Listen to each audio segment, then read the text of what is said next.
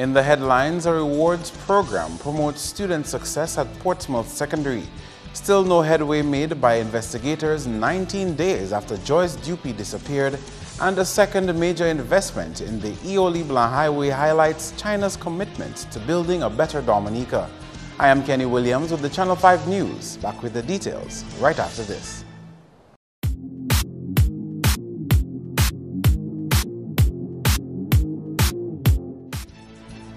Welcome back. Topping the news, a rewards program is part of the Portsmouth Secondary School's formula for grooming students for academic success. Principal Ronald Austrie says he believes this is an organized approach to motivating students to exceptional performance. He was at the time commenting on the results of 4 PSS students who topped the May-June CXC-CSEC exams. But there are 3 main factors which contribute to the success of our school. And first of all is the competence of our staff. We have a very competent staff, very knowledgeable in a diverse range of disciplines. We have a good structure here, an organizational structure, with heads of departments and year-level supervisors and so on. And then the programs we offer, they are very good. People like Danisha, we have spotted them from year 1, because one of the programs we have is a reward ceremony where we award our students every year. So every year we look at them, and then we can determine which way to go. So we have coached those students up till the end. He says he was actually hoping more of his students would be named in the top 35 performers. So we're not surprised, especially for Danisha, because she was very focused. And the other students who did well, we're not surprised either. We just expected more, because we have a lot of other students with a lot of potential. But sometimes during exam, things don't always go the way you expect. The male students have been performing. This year they weren't among the top 4. Last year we had a male student as our most outstanding student. The year before we had another male student as our most outstanding student. So this year we have a female. Maybe next year we'll have a male. Austria served as the school's principal for 6 years. He says last year the school recorded an 85% pass rate in CSEC. He could not yet say whether there was an improvement this year when compared to 2016 statistics. Well, I haven't done a critical analysis, so I've just looked at it superficially, and it's not bad. But we aspire to do better because there is much room for improvement. In more top stories, still no clues as police continue to probe the disappearance of 37-year-old Joyce Dupe of Glenvilla. Idona John Baptist has that story. It's been 19 days since Joycelyn Dupe was last seen by her family. Her 2-year-old girl and 7-year-old boy have been asking questions of her whereabouts, while her boyfriend, Nichols Andrew, is trying to be strong about the situation. The woman's first child is a 16-year-old girl whom Andrew admitted she was experiencing some difficulty with. However, the circumstances surrounding her disappearance are unclear, as the police continue to look into the matter. Officer in charge at the Portsmouth Police Station, Superintendent Williams, told Channel 5 News on Wednesday that they are investigating the matter. He was at the time interviewing someone as part of the investigation when we contacted him. Dupe started a flower gardening project which she left on the veranda of her boyfriend's home. Her plan was to grow as much as possible so that she can put on a flower show, according to him. The day she went missing, he was expecting her at his house after she came from work. She called me because she didn't sleep yet. She slept at her home. Sometimes she goes back and forth. She called me and said, well, she was about to leave home at about 4:45, 4:30, 4:45, because she wanted to start a little earlier so she could come home a little earlier in the morning, a.m. But she called and said about 4:30 that she was leaving home, and she left and went to work. That was on the Friday, the 4-5, I think. So she walks to work? She walked from Glenvilla to, it's about 15 minutes. It's not that far. So she called. I said, well, there are people jogging on the road, you know, you should be all right. That would be the last time Andrew heard from Dupe. Her second day as a temporary employee cleaning Domlec's Portsmouth office would have also brought her good news, since the contracted cleaning company, Clean Tech Services, wanted her to stay on. She didn't call to say she got to to work, but she did work because the person she's working for called me about 9 o'clock in the morning, the Friday morning, and said that he wanted to speak to Joyce because the report he got that she was a very good worker. She was going to work well, and he first asked her to be on the job temporary, but he wants now to keep her permanent. But when he calls, the phone rings for a short while, it goes into voicemail. I said, well, I haven't heard from her, because most times she would come home straight, or she would go to the home if she has to do something, and then come back and stay here for the day with the children. If she goes home, she'd go home in the evening, etc. She had a 6 a.m. work shift and another in the afternoon. So she has a tendency sometimes to maybe visit a friend, in private territory, or maybe go to her father who lives in Roseau, that type of thing. And when she gets there, by the next day or so, she would call and say, because we have 2 young children, a boy of 7 and a little girl she'll be 3 next month. She doesn't stay away from the children that much, In other news, businesses around Roseau have not been the only targets for burglars in recent times. Vehicles have also increasingly been burglarized. Head of the Criminal Investigations Department, Superintendent Davidson Valerie, says both business and vehicle burglaries are getting the attention of the police. There is what appears to be an increase in the number of burglaries. I can tell you that we have been working tirelessly to apprehend these guys. We have been successful in a number of arrests. And in some of the cases, what we have found is that these persons are admitting to multiple offenses. So with one person being arrested, we are in a position to solve a number of burglaries. Superintendent Valerie says because of police intervention, they have recorded a drop in these criminal activities. We've had reports where many people, especially when they go out to the activities at night, the shows that we see, there are persons who are involved in damaging their vehicles, the owners' vehicles, and stealing from those vehicles. And we have brought in some persons. Indeed, we have preferred charges on some of them. One particular guy was involved in 7 of those reports. He having indicated to the police the number of vehicles that he had been involved in damaging. And there are others that we are looking for. So we are working on solving. This week, we looked at our crimes report, and there is already a decrease in the number of malicious damage reports that we are seeing. Valerie says a spate of burglaries around the city is not unusual. Every now and then you would get some of the perpetrators who have been involved in this type of crimes being released from prison. And what you find is that they are repeated offenders. So they go back and recommit those sort of offenses. So it's a situation where these persons, the offenders, are brought before the court. The court finds them or sentences them. And having completed their sentence, they come back out and continue their sort of actions. On Saturday, the building that housed Brandsmark on King George V Street and Orchard's Cake Shop on Great George Street were broken into.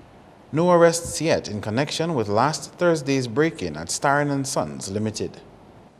An open house is being held at Fort Young Hotel on Thursday for people interested in pursuing studies online with a company called Smart Caribbean Training and Consultancy. Dominica is the largest target market for Smart Caribbean, which is already involved in a number of countries in the region, including Guyana and Suriname. The institute is offering Dominicans courses of 1-year duration online. Eros Mungra assured us their courses are internationally accredited.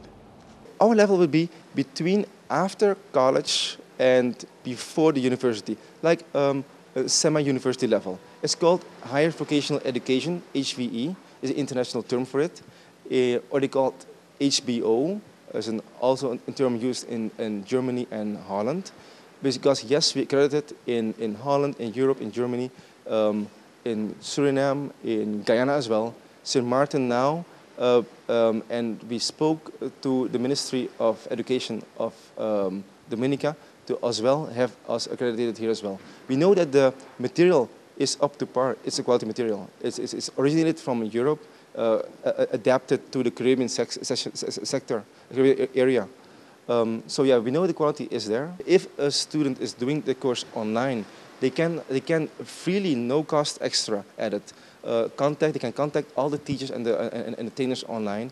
Plus we have a lot of movies, interaction, group projects with people. For example, if you have a project management course you're following, we connect you in a project team with someone from St. Martin, from Antigua, from Dominica, and from Guyana, working together. So you're making friends actually while you're studying. And we're a big fan of educating the locals and keeping the locals local. Courses are offered in finance, administration, logistics, human resource management, marketing and sales and management. Employers can register their staff. A free master class is being offered for those interested in leadership. This begins at 6:30 at Fort Young Hotel. The entire open house will run from 6 p.m. to 9 p.m. For additional information, you may visit their website at www.smartcaribbean.net. You are watching Channel 5 News. Coming up, rehabilitation of Leibler Highway coincides with Erica's 2nd anniversary.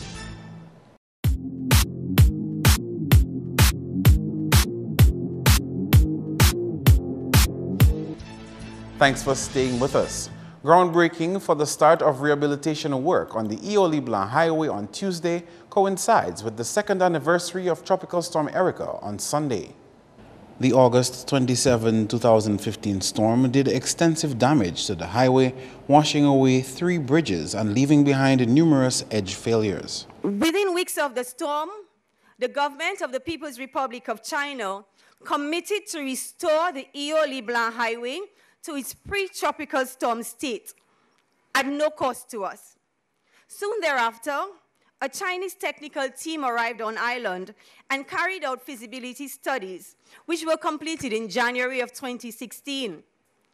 The project was formalized in July 2014 by the signing of letters of exchange between the governments of Dominica and the government of the People's Republic of China, and then an implementation agreement between the Ministry of Commerce of the People's Republic of China and the Honorable Prime Minister and Minister for Finance in Dominica, Dr. Honorable Roosevelt Skerrit, on November 24, 2016.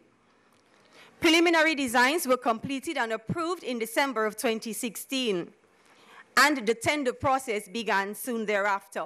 The Chinese construction company awarded the 51 million EC dollars contract will undertake some major interventions, including construction of 3 new bridges, one at Makushri, one at Batali, and another at Point Round.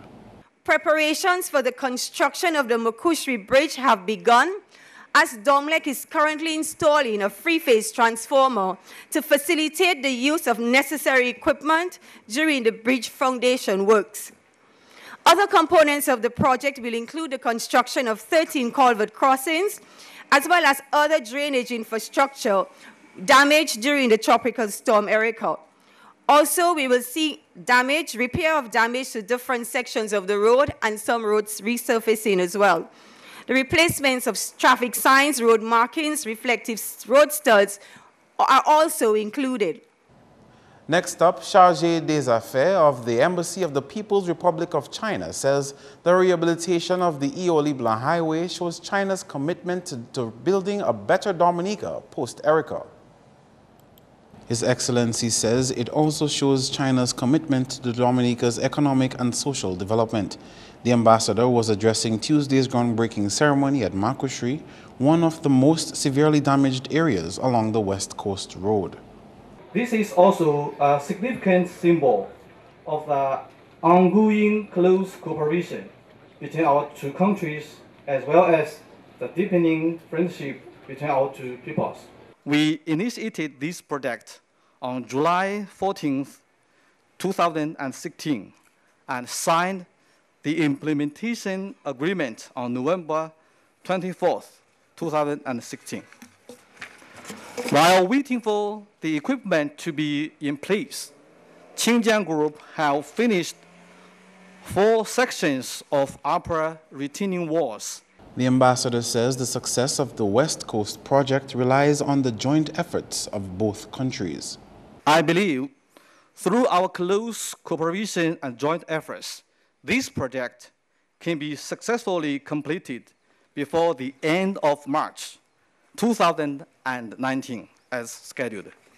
I would like to thank the officials and experts from both sides for your expertise, dedication, and hard work on this project. The experts and the construction team from China have been working around the clock. I have no doubt that this project will be accomplished with high quality and high efficiency. Making reference to the Chinese proverb, building roads is the first step of becoming rich, His Excellency said he was impressed with the leadership of Prime Minister Skerritt, who has prioritized such infrastructural projects regardless of limited resources. And Prime Minister Skerritt has broadened the scope of the West Coast Road Rehabilitation Project beyond just fixing the highway. Minister Skerritt outlined some of his visions for the West Coast Road and why it's so important that this major artery be properly maintained. He told Tuesday's groundbreaking ceremony at Makoshri, much of Dominica's medium-term economic and infrastructural development sits in the north and in close proximity to the highway, and as a result, it was important to arrest any deterioration of the road. The 2 years of construction and rehabilitation work should serve also as the incubatory period for small business people living along the West Coast to ready themselves for the investment opportunities that will be created with the upgrade of this highway and the coming into operation of several of our new and world-class hotels and resorts. I have said repeatedly that I want an upgraded tourism plan to benefit all Dominicans. I do not wish to see shanty towns cropping up along this highway. I would like to see several high-quality places of rest, recreation, and dining. The highway will be well lit, and I would want for our people journeying that route to suffer the temptation of stopping in almost every village to make a purchase or to just take in and embrace some of the local culture. The Prime Minister has also urged Dominican craftsmen to learn the Chinese techniques of rectifying the road problems. That's news. Your sports highlights next.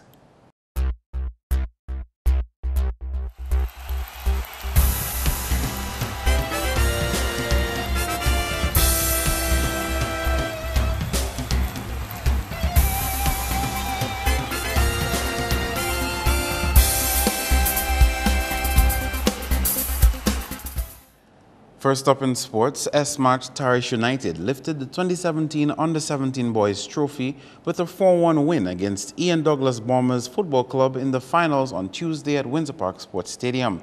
Jemiah Timothy, Keanu Martin, Clemenson Isaac, and Dejante Joseph scored for Tarish, with Kyle Langley scoring for Bombers. A short presentation ceremony was held after the match, where Dante Challenger of East Central walked away with the Best Goalkeeper award. Best Defender went to Lyndon Joseph of Tarish United, Best Midfielder Cobin Paul of Bombers FC, and Best Striker Lamar Irish of Bombers FC. The Most Valuable Player award went to Jemiah Timothy of the champion team Tarish United, while Club Lubia was voted Most Disciplined Team. Bombers FC received the runner-up trophy, and Southeast got third place trophy after winning by default over East Central earlier in the day. On the cricket scene, St. Lucia Stars suffered yet another defeat, making it 7 losses from 8 games played in the 21st match of the Caribbean Premier League on Tuesday. Despite the change in captaincy, Stars scored the lowest first innings total of the 2017 CPL, scoring 100 for 7, batting first. The highest scoring batsman on their squad was Jesse Riders, 29. Set 101 for victory, Guyana Amazon Warriors equaled the target in 14.4 overs with 3 wickets fallen. Jason Mohammed scored an unbeaten 42 and Sohali Tanvir, 38. Dominica's Shane Shillingford picked up 1 wicket for 20 runs. Warriors won that match by 7 wickets.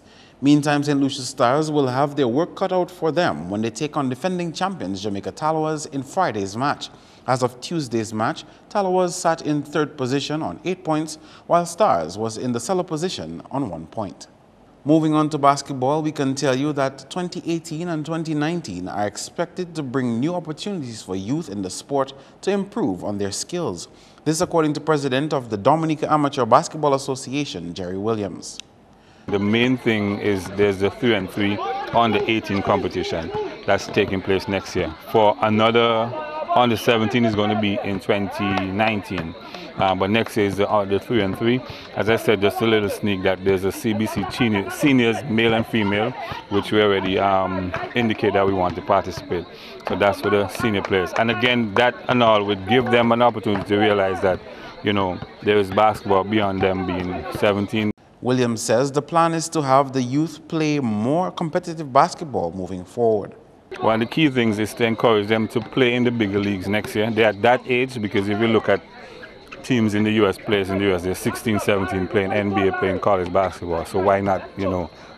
So those are some of the areas we're looking to encourage them. Meantime, the 2017 Flow League resumes this week with an under-17 and a Division I match. At 7 p.m., Pishness Sports Club Falcons will come up against Digital Clouds in the under-17 category. At 9, Digital Clouds will do battle with Ronald Charles All-Stars in the Division I. Both games are carded for the St. Joseph Hard Court. Back with more cricket, where despite a half-century by Emmanuel Stewart, Windward's under-19 went down to Trinidad and Tobago by 8 wickets in round 4 of the CWI Regional Under-19 League on Tuesday. Windwards took first knock and scored 208 for 8. Emmanuel Stewart added 52, Jonil Eugene 40 and Daniel Dupini 30 not out. In reply, Trinidad and Tobago scored 209 for 2 to take the win. Kirsten Kalisharan scored an unbeaten 102, while Cephas Cooper added 55. Alec Athanas picked up 1 wicket for 32 runs. Meantime, in other results, ICC Americas defeated Barbados by 48 runs and Guyana beat Leeward Islands by 8 wickets. Finally, in sports, India will be looking to take another easy win against Sri Lanka when the teams face off in the second one-day international on Thursday. Previously, India defeated the Sri Lankan side by a whopping 9 wickets with 127 balls remaining after having bowled them out for 216 in 43.2 overs. India scored 220 in reply in just 28.5 overs. Shikhar Dhawan was the top run scorer in that match with an unbeaten 132, while Virat Kohli supported with an unbeaten 82. That's all the time for sports. Join us next time.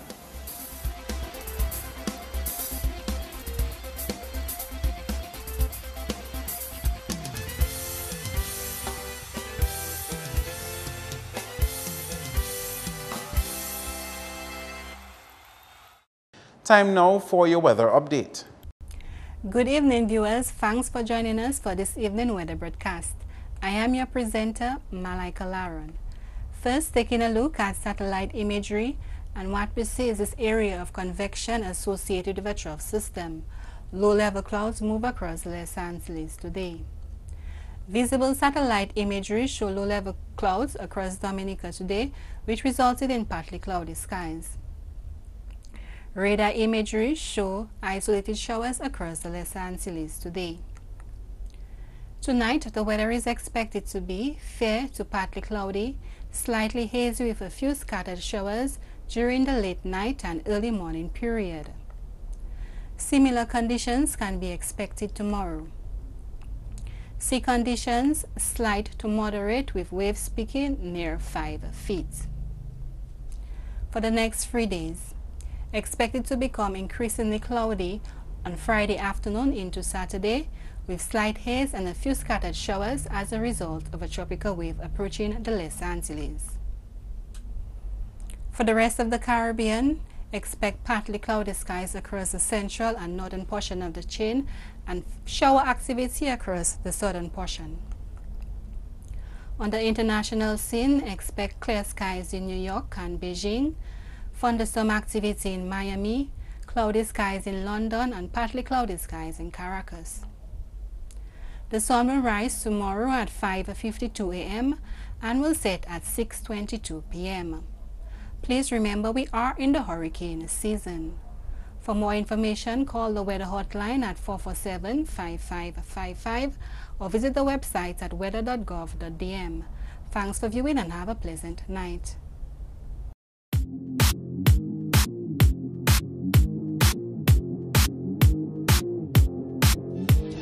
To end the news, the headlines again. A rewards program promotes student success at Portsmouth Secondary. Still no headway made by investigators 19 days after Joyce Dupuy disappeared, and a second major investment in the Leibler Highway highlights China's commitment to building a better Dominica. Feel free to contact us at news@MarpinNewsAug23rd2k17. You can also access our past newscasts on our YouTube channel. On behalf of the entire production team, I am Kenny Williams. To all our viewers around the world, we thank you for watching. Join us tomorrow.